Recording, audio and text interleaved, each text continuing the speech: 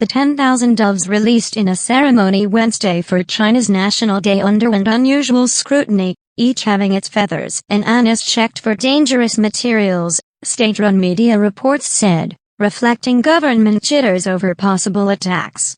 The symbols of peace were released at sunrise in Beijing's symbolic heart of Tiananmen Square in a ceremony for the October 1st holiday to celebrate the 65th anniversary of the founding of the People's Republic of China.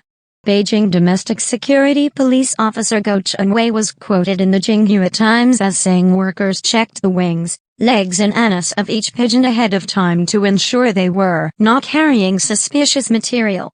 The entire process was videotaped, and the birds were then loaded into sealed vehicles for the trip to Tiananmen Square, the newspaper said.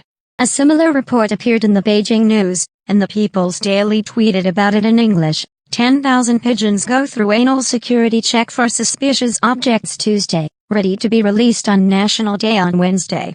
The reports, which did not say what the suspicious materials might be, drew amused and derisive responses from some Chinese readers, and many news sites, including the Beijing News website, later deleted the reports.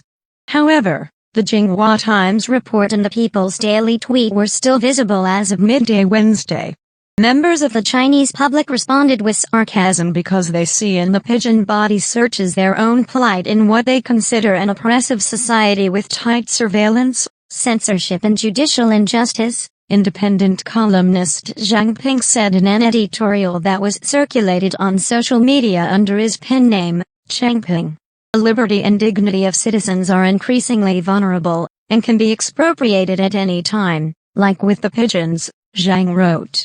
They have to go through the pains and insults of the rude anal check, and yet they must appear peaceful and happy on the screen of the state broadcaster. The notched-up security measures reflect heightened concern about violence following a string of attacks blamed on separatist militants from the country's ethnic Uyghurs Muslim minority, as well as bus explosions and random slashing attacks attributed to disgruntled individuals. Last October, 3 Uyghurs in a vehicle rammed through crowds in front of Tiananmen Gate in central Beijing and set off explosives in an attack that killed themselves and 3 bystanders.